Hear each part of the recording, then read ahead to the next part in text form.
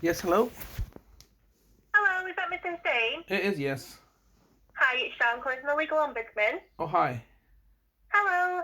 Right, just before we go into any details, can I just run through the security questions with you if possible? Yeah, sure. Thank you. So just confirm your full name. Mr. Sajjad Hussain. Thank you. And your email address. Fatabegum@gmail.com. Yes. And the solicitors that the complaint is against. Burke Niazi Solicitors. Brilliant. Thank you very much, Mr. Hussain. Just as a reminder, our calls are recorded, but mainly for feedback and quality purposes, okay. Okay. So I just wanted to give you an update, Mr. Hussain, in terms of where we were with the case. Obviously, previously we suspended the case to allow the firm time to respond to some of the premature complaints. So obviously, just to remind you, premature complaints are any complaints that I can't see were raised with the firm at the time, so we have to give them an opportunity as part of our process to respond to the complaints. And really, the responses are for you, and depending on how you feel on the responses, you may come back to say that you're still not satisfied. And if you're not satisfied with the responses, we take them forward with your other formal complaints, which we've confirmed. And obviously, if you are satisfied, then we can leave the complaints, as they are, and we'll just move forward with your other ones, okay? Okay. So just to come back, so I'll advise you what the firm have said. Obviously, it makes sense to me in terms of what's been discussed. It's confirming very similar events to what you've said, but ultimately it's really for you to tell me if you're satisfied. I can send a copy via your email as well if it's preferred, but I'll just give you kind of a rough breakdown of what they've come back and said. So just to remind you, so we put 3 premature complaints to the firm back in January, and they had until the 10th of March to respond to us. So they've come back to them, but obviously we raised some further complaints in February to them. I think there was another 5 premature complaints we raised in February. Now, they haven't come back to me yet on the complaints we raised in February, and I am trying to push on them to come back a bit quicker, because the sooner they come back to us, the sooner we can just carry on with the process. But they do technically have another couple of weeks to come back on them. But like I said, I'm trying to get them to come back a bit sooner so we can just try and progress everything. But obviously, they have responded to the 3 complaints we raised in January. So, sorry to interrupt you. So, can I just confirm that in total there were 8 premature complaints, and Yes. there were the first 3 premature complaints. The deadline was the 10th of March. And the next deadline for the 5 remaining premature complaints. Can you just confirm to me what that deadline is? Yeah, because that's the 10th of April. So we raised them additional 5 after our conversation. We raised the additional 5 on the 13th of February. So technically, they have until the 10th of April. I am hoping that they come back a bit quicker, because the sooner they come back, the sooner we can get on with everything. Okay. However, they technically have until that date. And if I don't receive a response, then what we do is we just progress it anyway. We take them forward if we don't receive a response. Okay, so that's fine. Could you just remind me what the 3 premature complaints were in January that they've now responded to? Yes, of course. So what I'll do is I'll tell you the complaint, and then I'll explain what they've said to me, okay? So I said ultimately it's up to you and how you feel about the response, okay? So one of the complaints, the first complaint we raised him was that the firm communicated with third parties regarding Mr. Hussein's case, despite him asking them not to. So obviously this was relating to, from what you've told me, it was the local authority who asked them not to respond to, when they first took over the case, and other solicitors. And I think I can see the communication, see you've raised that to them. So the firm have been quite big when they've come back, and they've just said that the only third parties they contacted in the matter of your case were potential experts in relation to the litigation capacity, and obviously the local authority or solicitors. They've said they stand by what they said in their formal response to you back in, when they did respond to you, and that they've acted in your interests throughout the case and only contacted who they've needed to at the time. Okay, all right. Well, obviously, I'm not satisfied with that because quite clearly it was evident that there was communication. I mean, we're not talking about late in October when or following the hearing in July when third-party experts were consulted. It was all to do with the initial in initial contact because I'm just reminding myself that I ended one of the complaints. This complaint was relating to the fact that I had contacted I had gone to court. I think on the 12th of let me see now. It was I think the 12th of April, no, 12th of May. And remember, my complaint was specifically that they had communicated with not the other solicitor, but not the other like the local authority solicitor, but they had spoken to the what is it, official solicitor that was representing my mother, and that official solicitor then had told in court that, oh, we're aware, we've spoken to or we've communicated with his solicitors, and it was that specific aspect of the complaint. So obviously, and my grievance was that Yeah. at that first hearing, I was expecting to inform the parties of my legally represented status. However, that opportunity was effectively robbed of me because there had been like intra-party communication without my knowledge or acknowledgement. And when I raised this as an issue directly with the solicitor, he had said he had not contacted them, but they had contacted him. And I said, well, how could they? Yeah. How could so? That was a complaint there, and I'm not satisfied that their response is that, oh, we only contacted with experts, because under these circumstances, as I articulated, they were not. There was like obviously legal privilege, and they were not required to engage with anybody other. And particularly when I had initially told them in April that they were not to communicate with anybody without my permission. So I mean, obviously, I don't think that's right that they were acting in my interest. Well, like I said, what we'll do, I've recorded your comments, obviously, because that's good for me to keep aside. We'll include that with the rest of the complaints, okay? Okay. And when it comes to the next stage of request and evidence, Mm-hmm. the things I'd be looking for are, copies of your emails to say, or communications to say you asked Yep. them not to communicate, and obviously Okay. the firm's copies, etc. So, okay, so we'll include that. So the second complaint was that the firm would not share the details of your mother's solicitor or any third-party contacts with you when you requested them.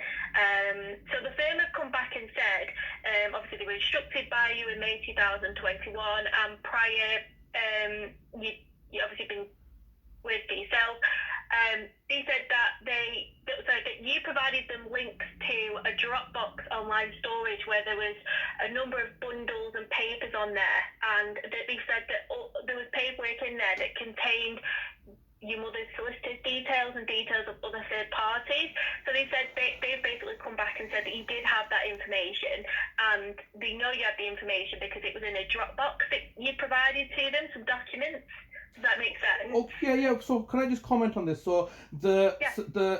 remember there is this solicitor's firm. So my mother's solicitor, which was the official solicitors representing. So so it was this solicitor that they had communicated with in May, as per the first what we've just discussed. So so they had contacted this solicitors in May without my permission. So that's the first premature complaint. But however, what happened subsequently is that that particular solicitor, obviously, of course, I had her details, and I didn't need the details from the solicitors at the time in April or May, or when the Dropbox was provided, or when the case bundle was provided, because that case bundle was provided at a time at the early stages. However, what subsequently happened is that that particular solicitor had changed firms. So by October November time, remember by October November time, you know there was a hearing on the, I think, the 1st of October or the 5th of October, and remember I needed those details of the official solicitor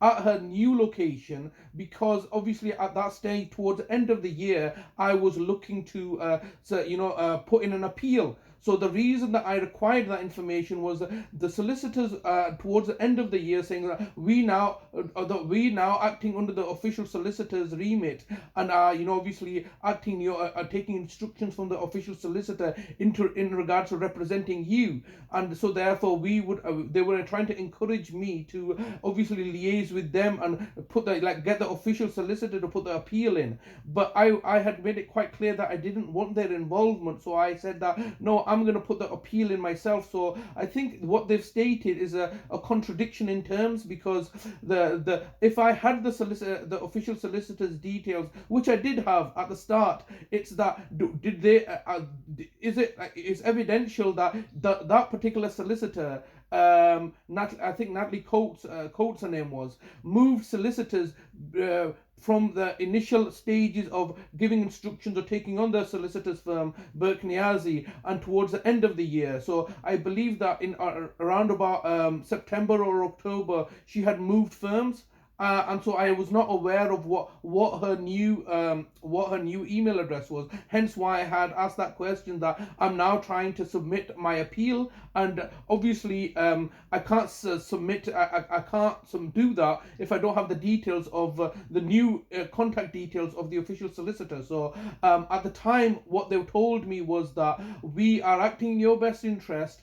And what we're trying to do is we don't want you to, like, one of the injunctions had stated that I should not contact certain people, and it was their understanding. So if they had come back to me now and said, oh, we were acting in his best interest because there was a court order stating that he should not be contacting, his contact was limited, then that would be a reasonable excuse from them.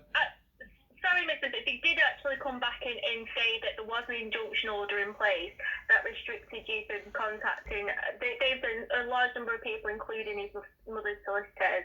So that was another reason that they didn't provide the details.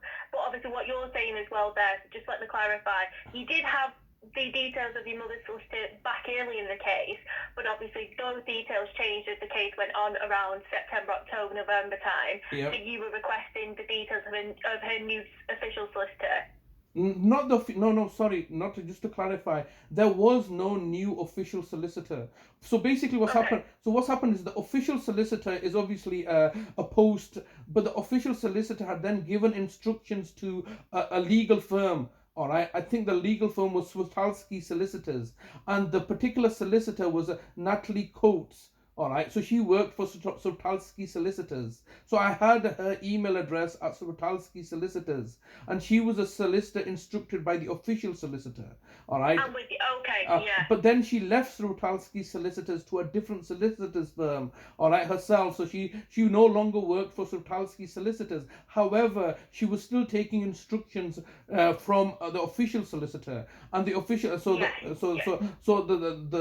that's where there was a loss of contact, and irrespective of what the injunctions had stated, obviously the injunctions have to be specific, and this was necessary for me. And if I've asked for it, that's my solicitors cannot look to deny me my request. I mean, they can advise me that, look, there is an injunction in place. If you choose to contact the person, there may potentially be a further risk to you. They can advise me. They can't basically censor me or prevent me, because obviously I feel it was justified, because I was trying to put an appeal in, and so therefore yes, they could advise me, but they can't prevent, they can't restrict that information. And I just felt the fact that at the time what they were trying to do was trying to say, no, we're not going to give you that information, because effectively trying to sabotage my appeal application, and trying to say, no, the best option that we're advising you, or we're not advising you, we're basically directing or dictating to you that you should come to us, and we will go to the official solicitor to put that in. And now, obviously, there's a conflict of interest there, because as you can appreciate, the official solicitor at this stage, towards the end of the year, was effectively playing both parties. So the official solicitor was instructing Natalie Coates of previously of Sultan's solicitors to represent my mother, and towards the end of the year, the official solicitor was instructing Burke Niazi to represent me. Now that that is just a ludicrous situation to find yourself in, because obviously effectively this was a case where I was one party where the official solicitor effectively was representing another party. And under these circumstances, it was a highly conflicted version of events, and I was happy for me to breach any injunction order because I thought it was necessary and urgent to do so. And so basically, if can you understand, I still have a right to break an injunction. Yeah. And I appreciate what you're saying, Mr. Dane, because what I would then look at in the next stage, as I said, we'll take that complaint forward. Yeah. What I would look at in the next stage is, obviously, I'm not going to make a determination, the motives behind this solicitor, whether they tried, I can't make a determination, but what I'd look at is if they reasonably communicated back to you following your request, so did they acknowledge your request? Was it reasonable what their response was? Yes. Did they respond to you? So they're the kind of things I'll look at. So we'll take that forward. I've got your comments on that. Yeah. So the third premature point that they've come back on is the firm did not make Mr. Hussain aware that there was a hearing in January 2022 and what they intended to discuss. So obviously this is for you saying that they never told you about the hearing in January. I believe that hearing was supposed to be on the 12th of January, the firm have said. So they didn't make you aware of the hearing date, and they didn't tell you what was going to be discussed. So the firm have come back to say that the court directed the matter to be further heard in the new year, following the hearing on the 1st of October. They said that obviously there's some back and forth communication with you, and you asked them on the 18th of October 2021 to please stop directly communicating with you any further, and or otherwise it be constituted as harassment. So the firm have said, following that email from you, they didn't want to contact you any further, that the local authority had told them that they were going to provide you a copy of the sealed orders to let you know that the hearing was scheduled for the 12th of January. Unfortunately, then the hearing was moved to April time, and that the solicitors did let you know that the hearing had been moved to April time. Well, no, that's not correct. What had actually happened was that, obviously, like I said, this is all evidential based now. So, for example, the hearing on the 1st of October, a part of that hearing, they should have put directional hearings of when the next hearing was. Obviously, at that time, the judge abandoned the case and there was no discussion of the next hearing date. So even in the sealed orders or whatever, can you understand, the next hearing date of the 12th of January should have been arranged or agreed with parties at a hearing. Actually what happened at the hearing was because I was confronting the judge, Mr. Justice Cohen in this case, and he abandoned the case towards the end and just said, I'm ending, and just went off. He had, however, failed. The judge himself had failed to put a list another hearing. So even in the sealed orders, there was no indication of when the next hearing was going to take place. This was a failure on the part of the judge, all right, and which everybody else then subsequently was scrambling to determine what's going to happen next, because obviously it's a power of the judge to give directions of when the next hearing is to take place. So on the first of December, on the 1st of October, there was no indication that the next hearing was going to take place on the 12th of January 2022. So they had failed to do that. And so subsequently, I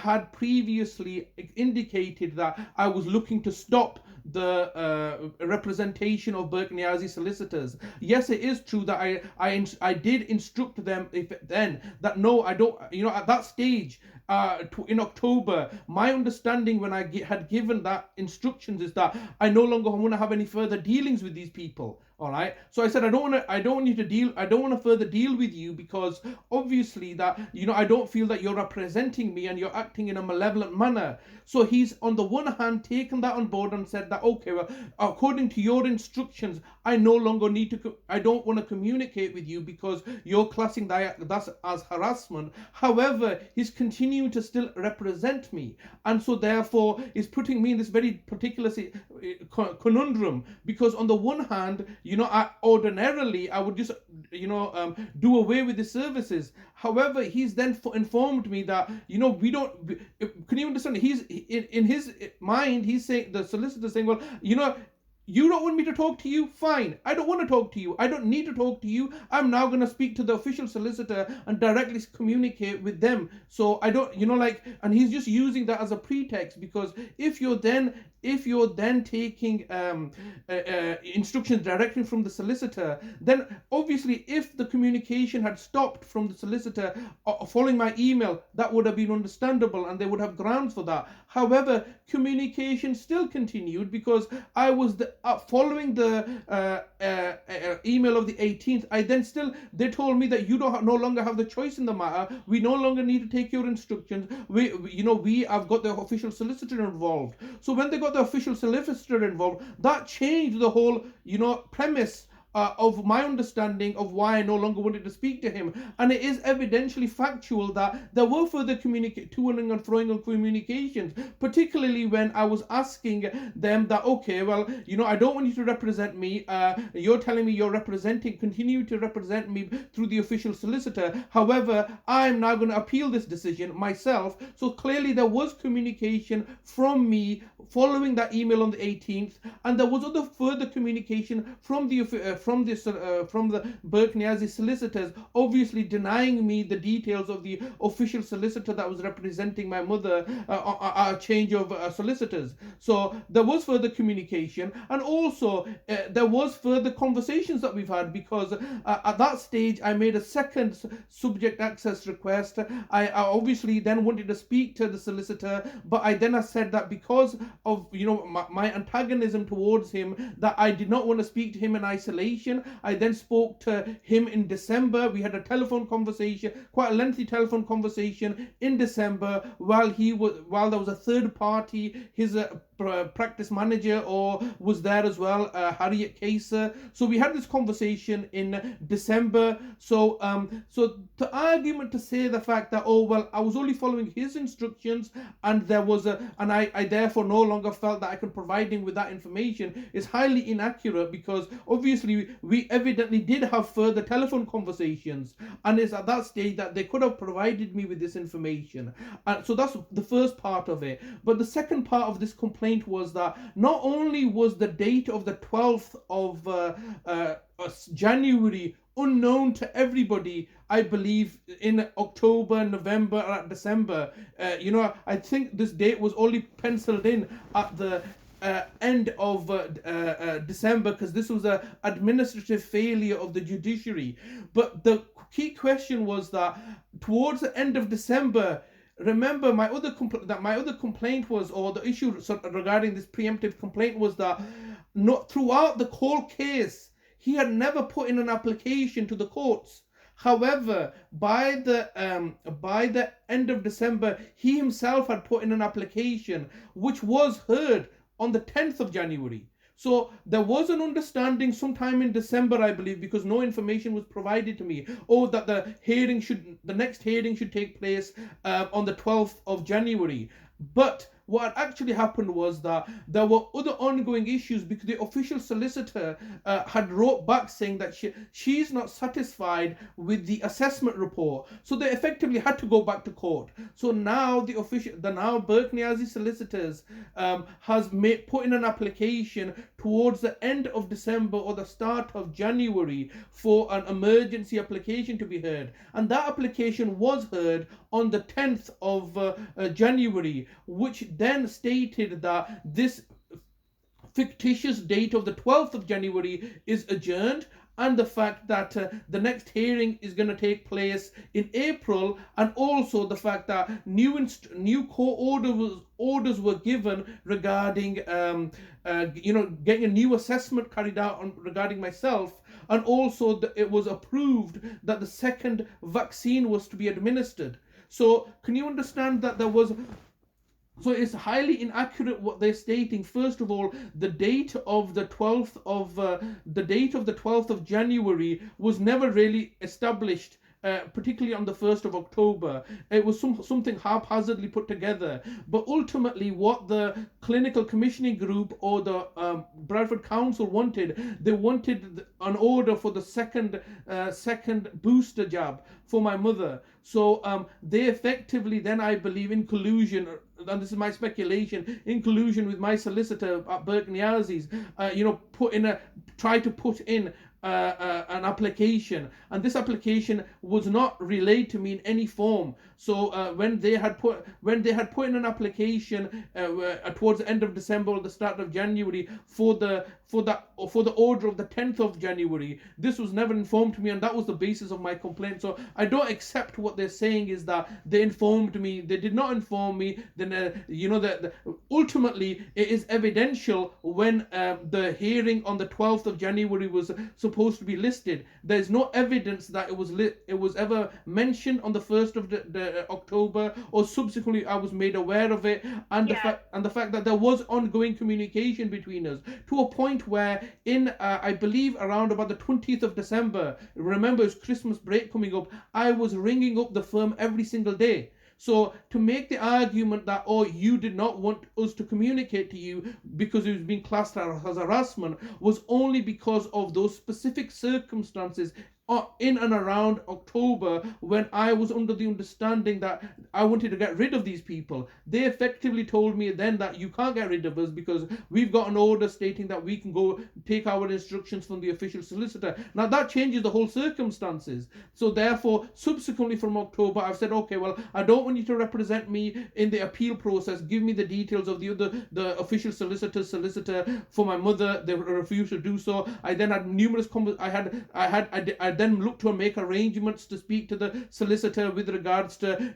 further clarity and disclosure. We did this, and I believe we had a very lengthy conversation in December. So it's totally unfounded that they were acting under my instructions not to engage with me, because they're simply looking to find a pretext now of to cover their own tracks, and they're utilizing that email to say that, oh, we were acting under his instructions because he.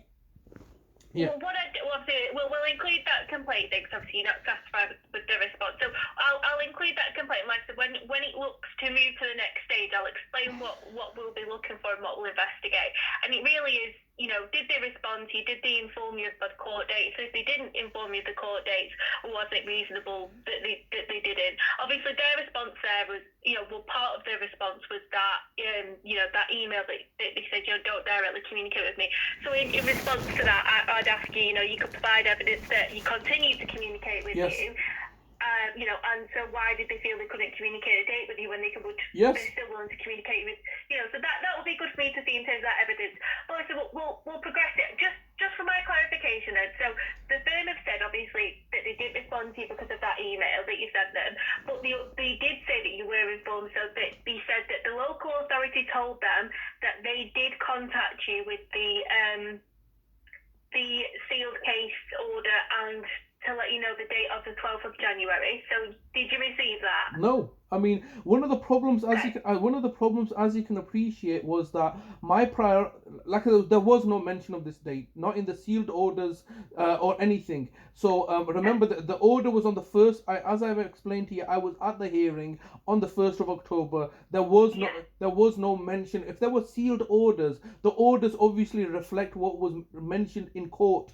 There was no mention in court of the next follow-up hearing on the 12th of January. So irrespective of whether I received the orders would not have stated the 12th of January because it was never discussed in court. So but the priority then was that I had told the judge, Mr. Justice Cohen, that do I have permission to appeal? And he had stated yes. So therefore my priority was to get the transcriptions of that hearing. all right, which Yes. was not made, which was not even given to me until December, all right. And this was one of the problems that I needed to speak to the solicitors firm on. So you know that when I sent that email, my understanding was that I was no longer instructing them. But like I said, they had then stated that they are now receiving instructions from the official solicitor. However, my priority for in November, let's just say, and December was to put in the appeal. And in order for me to put in the appeal, I needed the transcriptions of the 1st of October, and it was very vague to me because there was like there was a cost associated with it, and I believe the cost was supposed to be split between the local authority and the solicitor's firm, and there was that transcriptions was not given to me until some time after the event, I think in December. Yes. So there were numerous reasons for me to still engage with the solicitor to finalize certain issues. So the issue, the date of the 12th, because obviously if I had known that there is another hearing coming on the 12th of January, I would have inevitably made steps or done something proactive in order to be represented at that hearing, whether through the official solicitor, whether going through the Burke-Niazi solicitors, or whether looking to contest what the application was regarding, or would have been in a position to object to the booster going in place. I would have obviously, if I had the freedom and liberty, I would have obviously contested the booster vaccine being given. I would have obviously asked the courts to recognize how has the first vaccine on my mother been implemented. Were there any issues? Is it necessary? I mean, obviously there was many reasons for me to obviously put my own agenda forward at the hearing of the 12th. It's evidence through my absence of raising these issues or being aware of what the hearing on the 12th was about, because on the 1st of October it was not made clear to me that there would be further applications regarding the booster application. Basically it meant the fact that I was sidelined and basically kicked out the door effectively, while all these professionals got together and made best interest decisions that were effectively to me and my mother's detriment and to their own financial interests. So it's completely ridiculous, and I would challenge them to substantiate what they're saying now. Yeah, and just to double check, obviously the firm has said that they emailed on the 12th of January when the hearing should have been. They emailed on the 12th of January to let you know that the hearing had then been moved to April time. Did you receive that email? I believe so, but that, like I said, that was I'm trying to recollect now off the top of my memory, but I remember thinking that I was not even aware there was a hearing on the 12th. And then for them to then inform you that it's been moved. It was something out of the blue, but there was an order on the 10th of January. All right, and so therefore it seemed very convoluted to me, because like they've contacted me on the 12th of January. I will have to look through my records, but maybe let's just say they did contact me on the 12th of January to state that hearing's been vacated. It was very confusing to me. So why had there been a hearing or a court order on the 10th of January? Because quite clearly the 10th of January would have been an application, and why could that not be heard on the 12th of January? Can you see that there's something fishy going on here? If, for example, let me just put it this way. If, for example, on the 1st of October, and the judge had stated, okay, well, the next hearing is going to be on the 12th of January. Okay, everybody would have known that. All right. And then subsequently, let's just say the clinical commissioning group had said, well, we've given Mrs. Begum the vaccine, first dose of the vaccine. We want to put a further application in to get her the booster. So they would have no doubt put that application in. And then obviously the listing officer would have said, well, this can be heard. We've already got a listing for this. We've already got a listing for the 12th of January. So no doubt the judge can deal with all the issues then. That would have made logical sense. However, what had happened was that the judge had done the order on the 10th. Now, if, for example, that all the parties are aware that there's a next hearing on the 12th of January, number one, it raises further questions. Why did the judge create an order on the 10th of January? And why would the judge not? Why would the applicants, namely the CCG, not put in an application?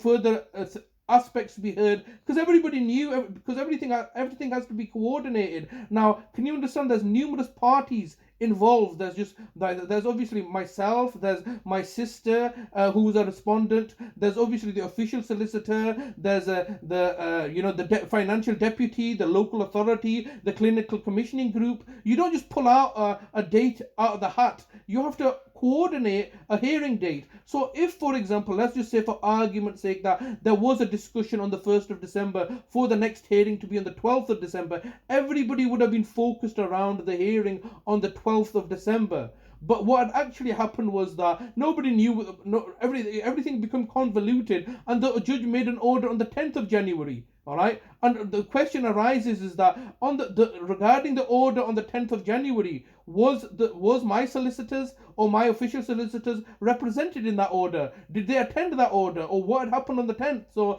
can you understand? There's a conflicting now. So what I believe has happened, and this is my speculation, is that this is all done off the hoof, and then subsequently the solicitors are telling me that the hearing on the 12th has been vacated to April. That's neither here nor there, because I've not had an opportunity. Yeah, because you wasn't aware of the January hearing. Yeah, of the 10th. Why was that? If the solicitors are now proclaiming that everybody knew about the hearing on the 12th of January, then why had they not represented, or why were they aware of the hearing or the orders on the 10th?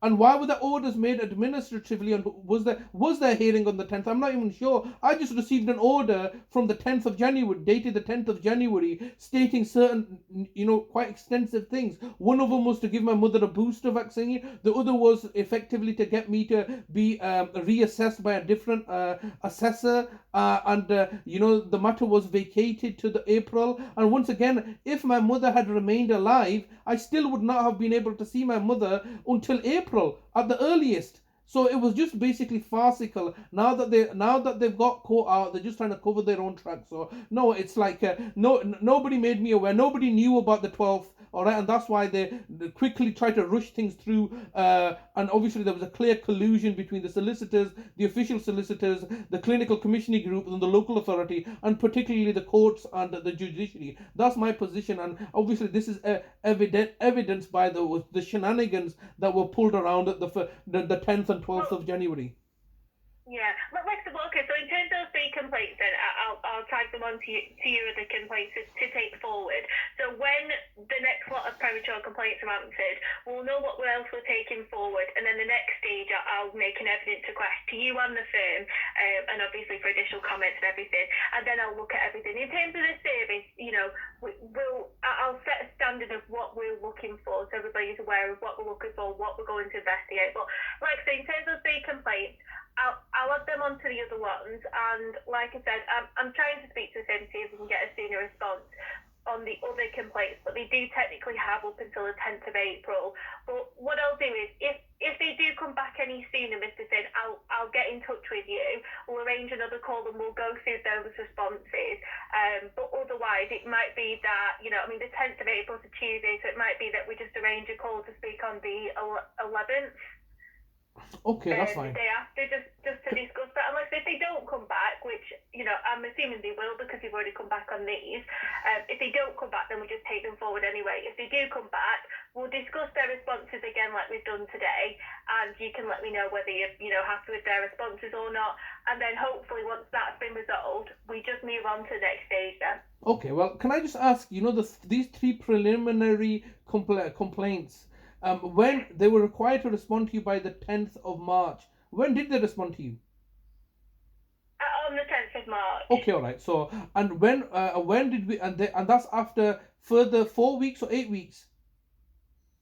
So that was 8 weeks in total. So okay. We allow firms up to 8 weeks. Okay, all right. Back, yeah. So the reason I asked that question is because they have effectively taken the maximum amount of time permitted to them, 8 weeks. All right, and then come back with this simple response that effectively they could have come back with it initially within a week or two. They've chosen to maximize their time to the 10th of March, and then obviously giving you this haphazard response. So given their present way of operating and having the fact that they have deliberately on previous occasions chosen to take the maximum amount of time, I do not envision that they will contact you before the 10th of April. So that is the thing that I'll be working towards, because obviously I don't envision them coming sooner. Now you can press them upon it by all means, but like there's a conduct and behavior element here that's like, if in the past they could have got this to you a lot sooner than the 10th, but it seems that they want to maximize their time and work to deadlines.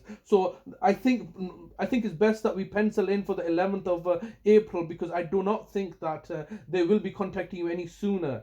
So because obviously they've already taken the maximum, they didn't need to take the maximum amount of time. It's not in their, basically it's not in their interest to have this issue resolved with. It's in their overall interest to add so much time and delay, because as you can appreciate, the more time and delay there is, there's more potentiality that I will no longer be in a position to pursue them for what they've done. So obviously it is indicative of, yes, they're entitled to the maximum amount. They don't have to take the maximum amount of time, but they are choosing to take the maximum amount of time because it's in their interest to add as much delays as they want. If you're honest, or if you're open and transparent, you would just answer the question straight away. But obviously I just feel that and given their responses, which is not forthright and transparent, is just indicative of their conduct and behavior. One thing that we did discuss last time in addition to this is that I continue to ask them for disclosure of the file, because obviously I've done my own research and can you just I have asked them that question and they haven't responded to it as of yet. So I will send another request with that, but they haven't responded to that specifically.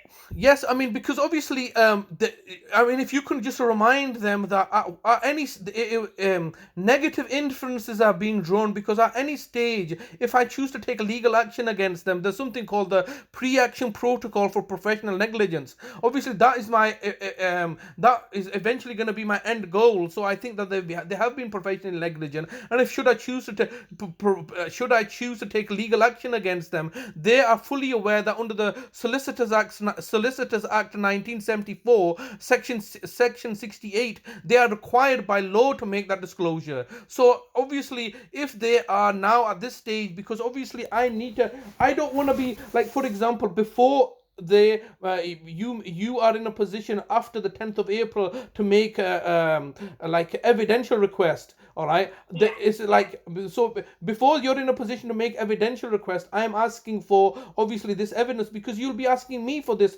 information which I presently don't hold, and it's incumbent upon them, if they've not done anything wrong, or if they've got nothing to hide, then they should be forthright and transparent and grant me the full disclosure, so I'm not then having to contradict myself, or contradict myself in the evidence disclosure. And I can say that, well, this is the evidence that, like, for example, if, for example, they would come back to me and say, look, this is all our case file, this is all the evidence that we've got, and obviously you've got a case with the Ombudsman, we don't feel that we need to provide the Ombudsman with all this with the whole case file, so we're going to provide selective documents from the case file to give to the Ombudsman in order to deal with your specific questions. All right, so we're not going to provide them with everything. All right, I can still say that they had some information that they haven't provided you, which will be beneficial for my interest, all right, which they're not disclosing. But yeah. What I do, Mr. Sian, is I will make the evidence request, so I will ask for specific pieces of evidence. So, the only evidence I'll ask of you is stuff that you will have, so your contacts, etc., so your copies of emails. I'm not going to ask you to provide anything that I don't think you're going to have, No, I understand this. I understand. So don't worry about that. I'm not going to ask you to provide everything within the case. Same with the firm, I'm going to ask them for their communications, not yours necessarily, because I'd expect that. But can you understand that it is right now they're being investigated effectively because a complaint has been lodged. I'm not being investigated, am I? You're not investigating me, all right? I'm not under investigation. I'm not under any legal obligation to be investigated by you or the Ombudsman. I'm not, because I'm the complainant. That I've raised a complaint against them. Now, for example, if the police are investigating me, all right, then obviously I have to, be open and transparent. They are the ones that are being investigated, and I just sorry, go on. Let me just clarify, Mr. to say nobody is under investigation. As a legal ombudsman, we sit very much in the middle. The onus is not on the service provider, and it's not on you wholly. It's a 50-50 process, so we need to see evidence from you to prove your complaints, and I need to see evidence from the service provider to prove that they gave you a reasonable service, if that's what they're saying, which I think in terms of this complaint, the firm are saying that. We're very much in the middle of you and the firm. So, and I appreciate obviously them taking a full 8 weeks to respond. It's very frustrating. I would hope that we could move the complaint on a lot quicker for you, for all parties concerned.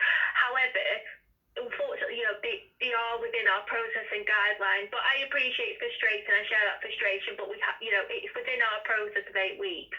But like I said, when it comes to evidence request, and we'll get there after the answer to the next premature complaints, you'll have a better idea of what I'm requesting from you, from the firm, and kind of how we'll investigate the complaints and what we consider as a reasonable service, etc.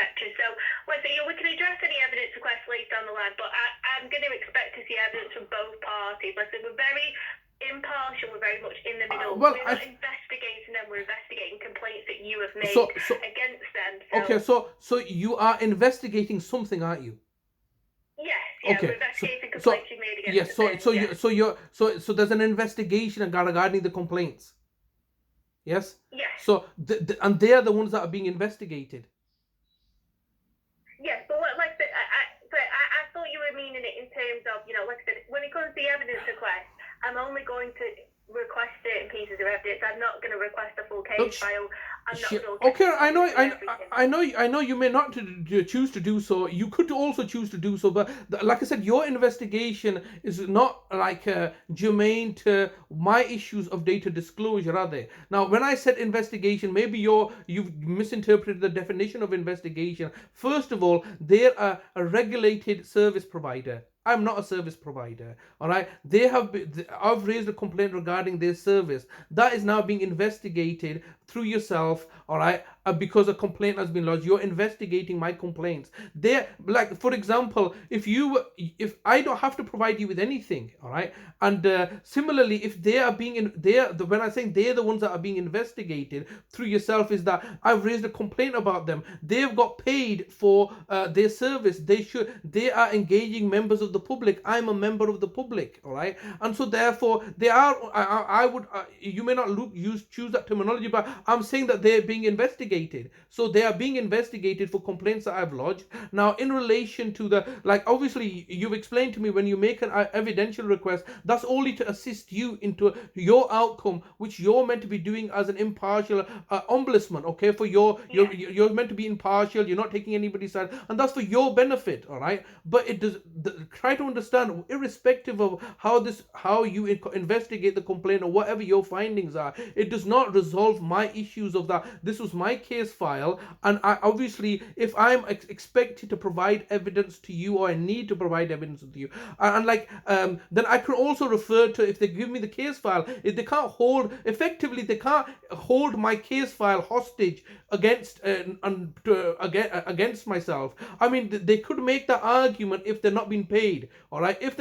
Obviously, I've done my own research about who owns the case file, and for example, if they've not been paid, yes, they have a lien against they can create a lien against the case file and say, well, obviously we've done all this work, you want a copy of this, well, pay us first. Now they've got paid. Now, so there is no reasonable reason, I would think, outside of your request for disclosure, or outside of this complaints, is that there is no reasonable expectation for them to not disclose to me the case file when I'm making that request to them directly, saying, look, it's now necessary for me to have a copy of the case file, because what's going to happen is that you're going to ask for specific pieces of evidential data from them. They probably will respond with that and provide you with that evidential data. However, if I have the case file, I can go through it myself and say, well, actually there's something that you had not requested that I know is in the case file that negates negates their argument. Like for example, earlier on, like they've already told you that, oh, Mr. Hussain had sent an email stating that don't engage with us, and you would have said, oh well, send us that email. They would have sent you that email, and you said, yeah, well that's fair enough, I'm satisfied. However, the reality is that what they haven't sent you is the fact that I had communicated with them on the telephone in December. So I can say to you then that, well, actually you've not requested this information. I have this information. So basically, Sian, just to summarize, I mean, I'm just saying that I would like you to chase up the fact that why are they refusing to disclose the whole of the case file to me. It may not be relevant to you, but it's very relevant to me, because obviously I've been trying to get this case file because it's in my interest. Now there's no reasonable excuse for them not to give me the case file, right? They've got the money. Like I said, one of the issues that I've raised in the preemptive complaints is that I don't even know how much money they got paid. All right, these are things that I should have been informed of. So like I said, I would like you to once again chase this up and say Mr. Hussain is adamant that he would like full disclosure of the case file. It's up to yourself. I won't be requesting the full case file as part of my investigations of the complaints, but it's advisable because obviously your role is conciliatory. So obviously you would like us to come to me and the solicitor's firm to come to some sort of conciliatory understanding, so we're not having to. So I would say, yeah, I'm happy with that, or I'm happy with that. In order for there to be a conciliatory process, which obviously you're telling me that your job is not to penalize anybody, but just to act as a third party arbitrator to consolidate my complaints, it would assist me greatly, or to my satisfaction, that this firm is looking to also consolidate things. But if you're saying, if I'm entitled to something, which I believe I am, the case file, and they're not providing me with that case file, then that's already creating an antagonistic relationship. All right, that's not complete. I fully appreciate what you're saying, Mr. C. So what I'll do following this, obviously I'll record our conversation or notes of the C comments. I'll go back to the firm, I'll make that request again, I'll let you know what the response is, or etc., whether they respond, and then obviously further to the responses to your other premature complaints, we'll arrange a time to speak on the 11th regarding their responses. I'll contact you a bit close to the time to obviously arrange a suitable time, because obviously you might not be aware yet of what time you'll be available. Yeah. So I'll speak to you a bit close to the time. If they respond to me regarding the request, obviously I'll let you know as soon as possible, and I will inform the firm of our conversation today, and that obviously you're dissatisfied with their response on the first three, and that we'll look to continue those complaints with the others. And like I said, if they do come back any sooner, obviously I'll make you aware as soon as possible, and we can hopefully get it moved forward.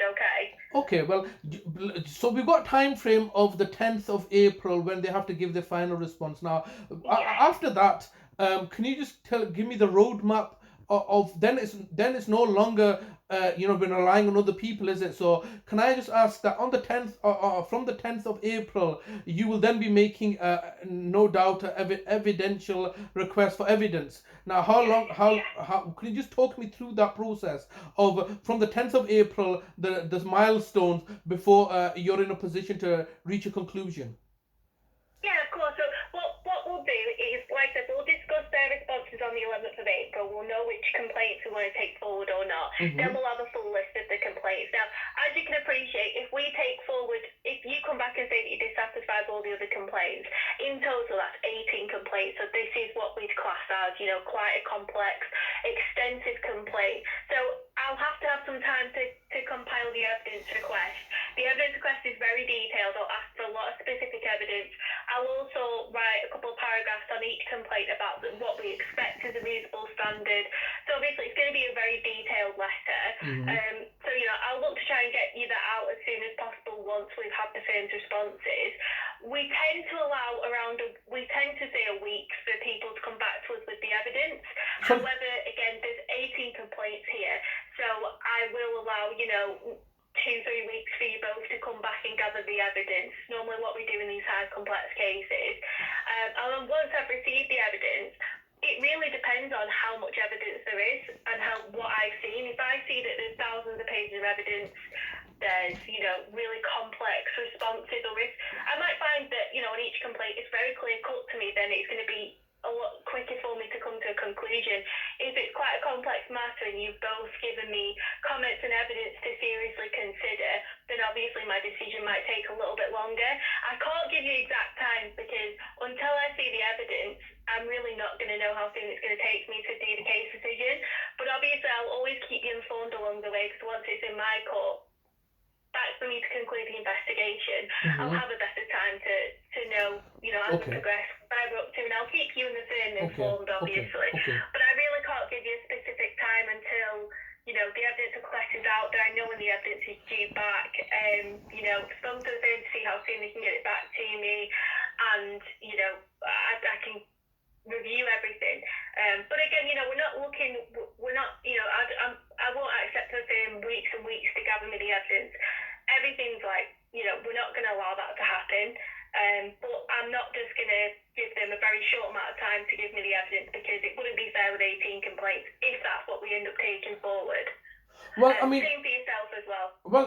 Well, same for myself as well. Okay, well, can you understand that this is a solicitor's firm, and their bread and butter is evidence. So they are the ones that, by the necessity, are creating evidence. And now evidence is any kind of documentation or written or audio recordings or video recordings. That's what normally evidence is. Now, can you understand, because they are first of all providing a service under money, because that's their business operations. All I'm just trying to say is that under these circumstances, can you understand that as a complainant, whatever, I mean, I've got all my evidence ready. That's not an issue. But I'm just trying to state that, can you understand that ordinarily a complainant should not have any evidence? Because obviously the evidence that I should not be creating as a complainant any evidence that's not already available to the solicitor. I'm just trying to understand.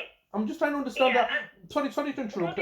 I'm just trying to understand, generally speaking, like obviously you've been doing this job for a number of years or some time, and you have experience. When you're talking about evidence from the complainant, I'm just trying to envision how could the client have any evidence, because it's not my job to collate and collect evidence when I'm getting a service from a solicitor's firm or from anybody. Because obviously it's like for example, I'm not a business, so the money I spend, I don't keep a record of it. Like many people don't. They just spend the money. As long as the money's coming in, they don't keep the receipts, because we're not a business. However, a business, by its very definition, because they go through an accountancy process, would obviously keep all the spending receipts and so on and so forth. So I'm just trying to understand that when you're asking, like, when all I'm trying to do is have the evidence available to me, and which is the case file. The case file.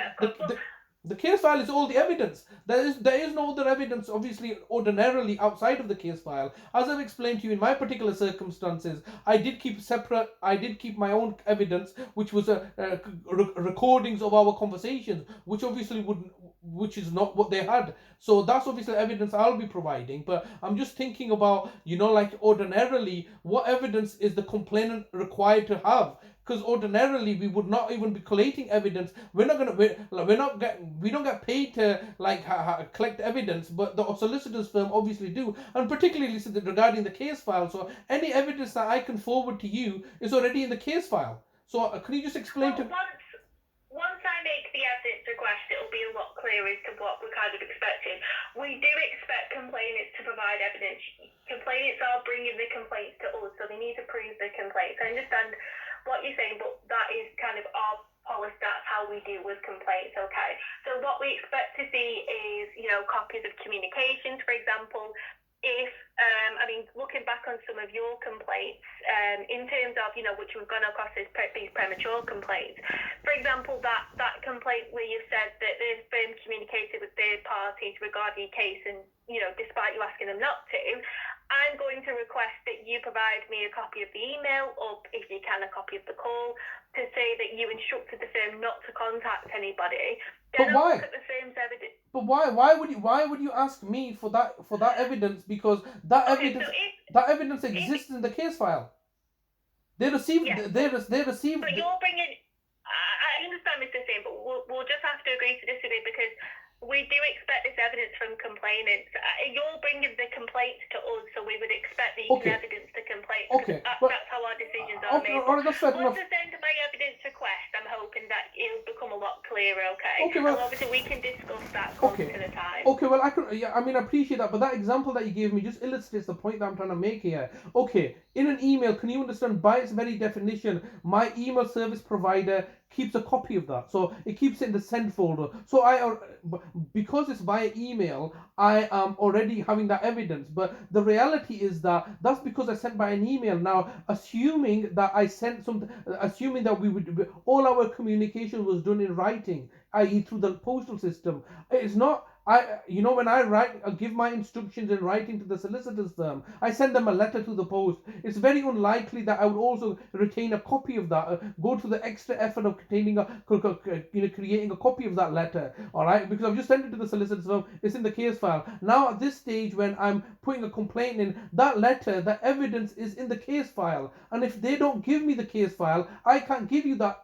letter. Do you understand? So this is why it's very, very important for them to, at this stage, particularly because they're under investigation of the complaints I've raised, for them to act transparently and make full disclosure. Ordinarily, they may not have to do anything further with the case file other than file it away into their long storage or archive. However, that's not in our particular circumstances. Because I've raised the complaint, they are by necessity put on the evidential foot. Now, when you're saying to me that, like the example that you've given me, all right, I look forward to see what exactly you're gonna ask for me in the evidential request. But like I said, my job would not ordinarily be to prove or prove my case, all right, because you're not it's not the courtroom, all right. I'm not proving anything. I'm making allegations in the complaints. I'm just struggling to understand what evidence outside of, I mean, I particularly in this particular case did everything via email. So everything's done by email. So I do have the evidential basis. Should you put that to me?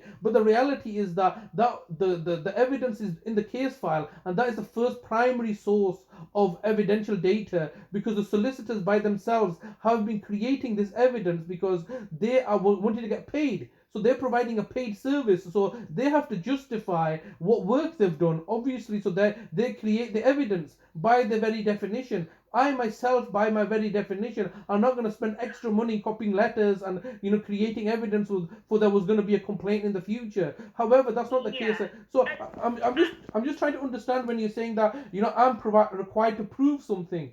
All I'm trying to prove is the fact that I can substantiate my complaints. All right. So like I said, I'll leave it with you, but I just don't understand how your processes work, which is, I think, disproportionate, because it's I'm not going through on the one hand, you're telling me you're not a judge. All right, so I don't have to prove anything to you. It is the onus upon them to substantiate or prove or justify or defend themselves. I'm the complainant.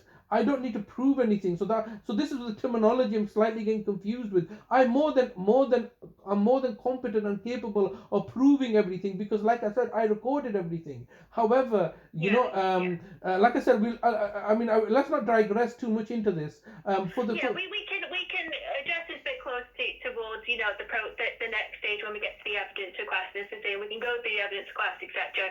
But so moving forward, I'll make that request to the firm today. I'll let you know if they respond.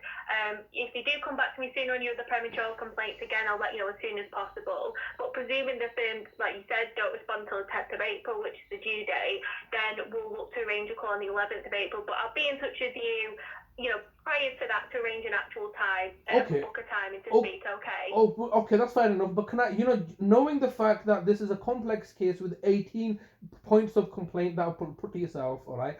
Can you give me an estimation? Like, are we talking years? Would you be able to invest? No. Are we? It definitely won't take years, Mr. Sian. We're talking months, but like I said, I can't give you an accurate time until I can see what evidence is in front of me, what comments I've got from both parties, whether it could be, like I said, I could look at it and go, okay, that's very straightforward, that's a reasonable service, that's unreasonable service, or I could look at something and go, right, okay, this is a very complex issue. I see both sides parties.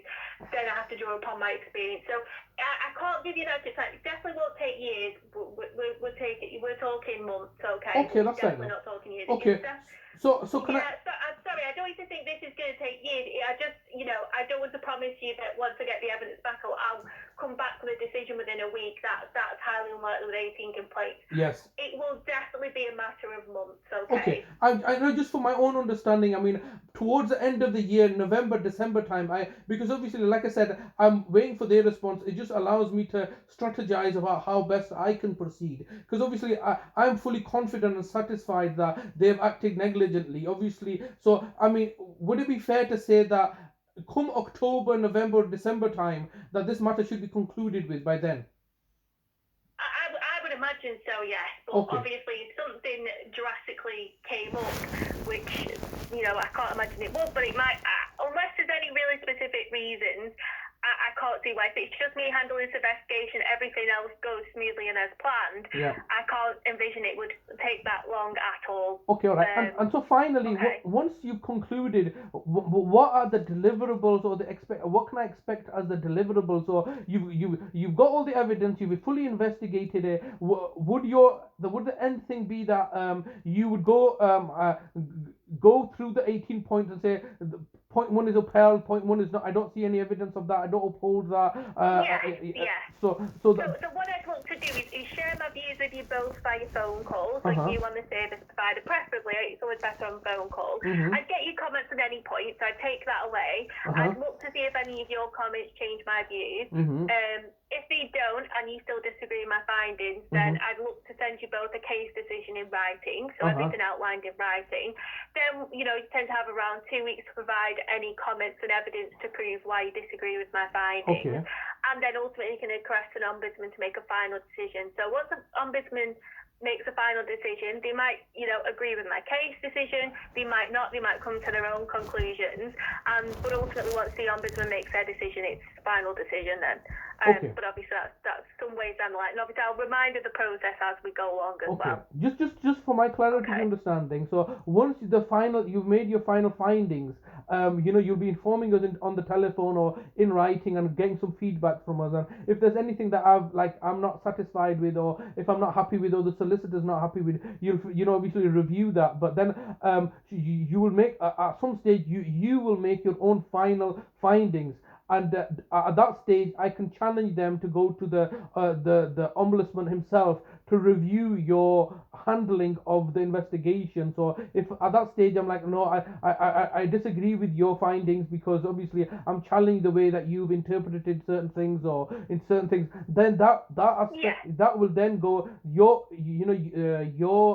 investigation or your findings. I can then challenge to the ombudsman who's the final arbitrator of the final the final complaints of it. He's the final arbitrator, and if he turns around and says, well, actually on most of the points I'm agreeing with agreeing with yourself as the investigator, I'm not but on this one particular thing I take the view that yourself may have erred or something, and I uphold one thing that you as the investigator may not have upheld. Is that correct? Is that the process where I will have one final opportunity to criticize effectively the way that the investigation has been undertaken by yourself? Yeah, so you and the firm will have an opportunity if you disagree with my findings. And then once it goes to the ombudsman, they will make a final decision, but you won't be able to challenge their final decision. That is the final stage of the process for us. And then obviously after that, it's a case of you've kind of reached the end of our services, and you might want to pursue other actions. Potentially go to the SRA, challenging court for, if you say that you think it's negligent. But obviously that's some ways down the line, Mr. Singh. You might find that, you agree with my findings. This is all hypothetical at this stage, obviously. I'm just trying. Sorry to interrupt. I'm just trying to calculate the worst case scenario. and Yeah, of course, yeah. what kind of options are available to me. So I'm just trying to envision the worst case scenario. None of my complaints are being upheld. Then obviously I can challenge the way that you've handled the investigation. Go to the final, get a decision from the final ombudsman, and then my options then are effectively very very limited in that I can go to the solicitor's regulatory body with your findings should I feel that they like are advantageous to me. But going to the solicitor's ombudsman going to the solicitor's regulatory body is something as an option I can do right now, isn't it? It's not something that I have to. Yeah, you can absolutely can take it. They might point you back in our direction maybe, but you can absolutely go to them. But once I've exhausted your the ombudsman's avenue, and obviously my only two options are at that stage. One is to go to the solicitor's regulatory body, which may then even direct me back to yourself. So I need to exhaust the ombudsman avenue. But even the solicitor's regulatory body, can I just understand that? And you may know or not know.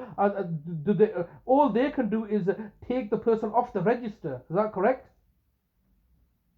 Well, theirs is they would potentially look at the full cost. So, like I said, we look at service complaints. But what the SRA do is look to see if the firm is breaking any regulations that they stipulated, and if they have any really serious concerns about a firm, that they'll investigate the firm, and if they have any serious concerns, they do have the powers to close the firm or potentially strike a specific solicitor off, or to close the firm.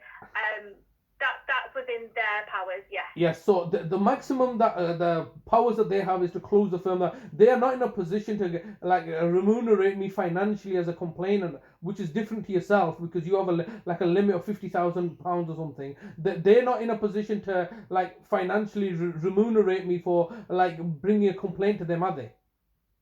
Yeah, no, that's more because that'd be something you'd look to in a service complaint. But you might be better looking at their website, perhaps look at their processes. But that's normally what they look at as the regulator. Okay, and if I want to be financially compensated for my loss or the damages that I've suffered, the only option for me is to take court action.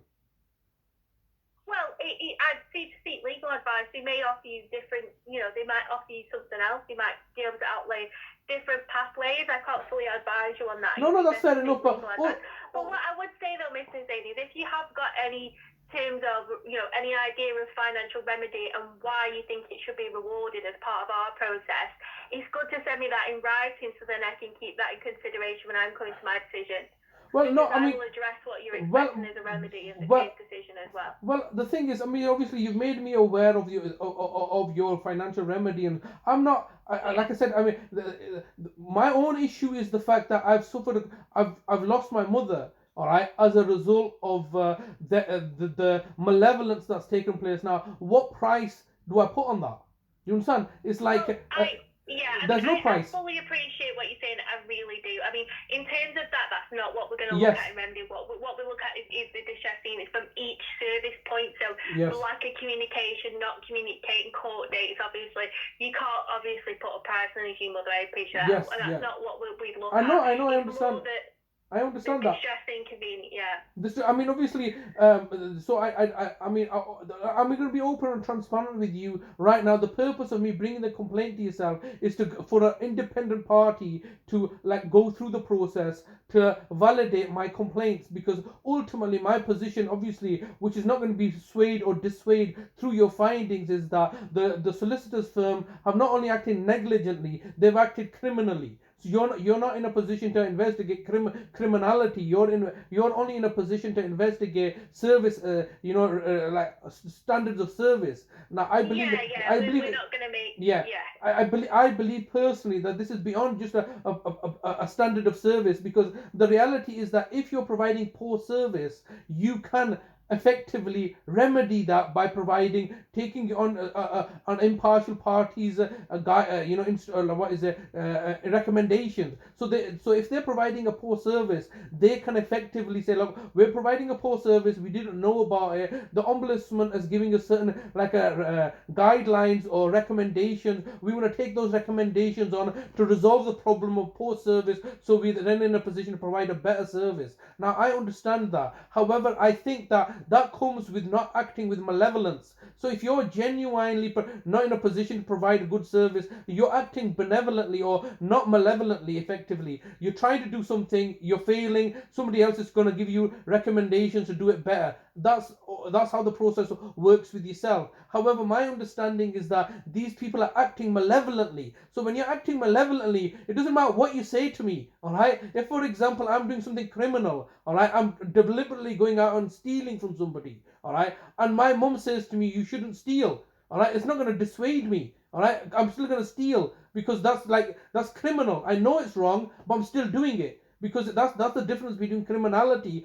and service failure. So I understand. I'm just trying to clarify in my mind that your scope is only for the service level, because you're working on the premise and understanding that no, the solicitor's firm would not be acting criminally. They would not be acting malevolently. They are trying to do their job, and through no fault of their own, through their misunderstanding or misguidance, that they are failing, and that's what the nature of my complaint. And obviously, what would be the outcome from yourself is that if my complaints are upheld, then you can go back to them and give them further guidance or give them points that they need to improve upon so that they can change. But that all comes from a premise and an understanding that they're acting not with malevolence.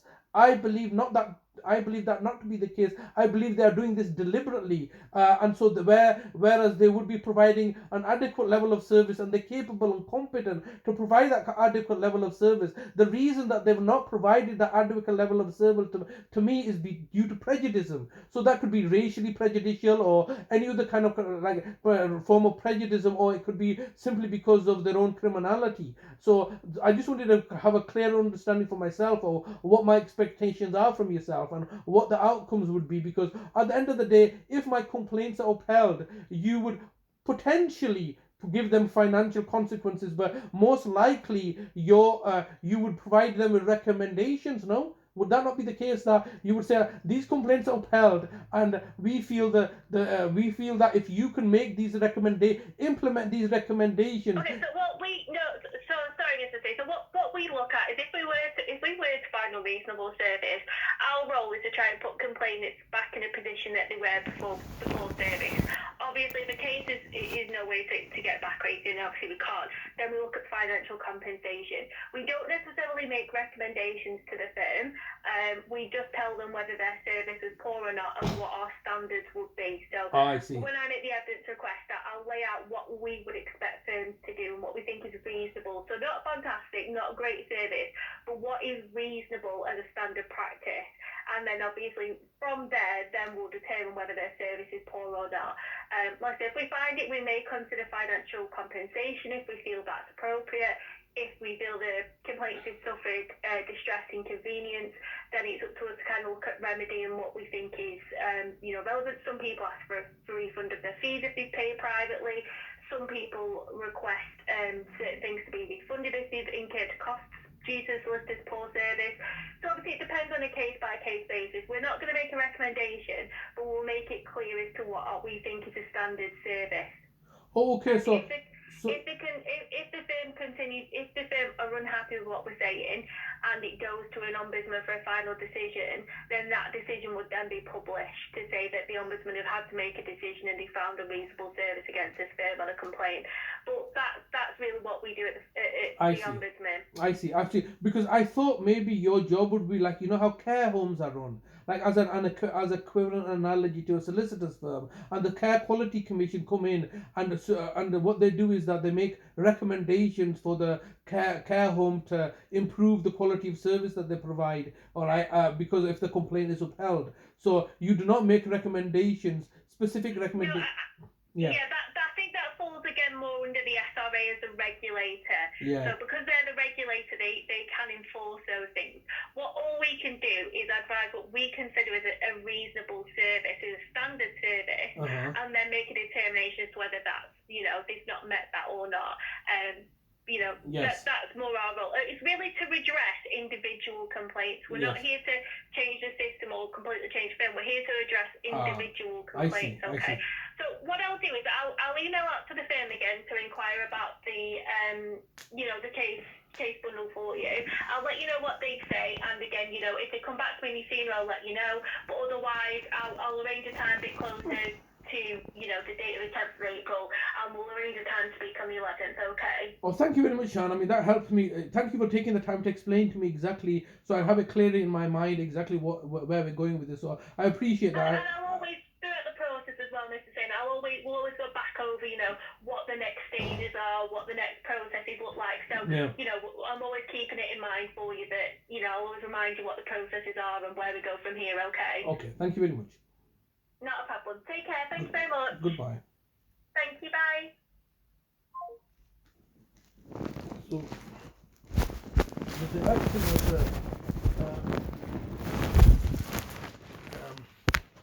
so they're acting more as, I don't understand what they're trying to do here. Let me just see. I don't understand what they're exactly trying to achieve here by not making recommendations. Well, let's just follow this process and let's see how far we get with it, because obviously it's been over a year now that that they've been failing upon, and I think that the firm have failed upon me miserably, and you basically effectively tried to do something criminal against me, and which has resulted in my mother's premature death. So I just don't understand how that's going to be resolved unless I take a legal action myself. But we'll just leave it. We'll let this process play out, and I'm not optimistic, but we will have to allow the process to play out.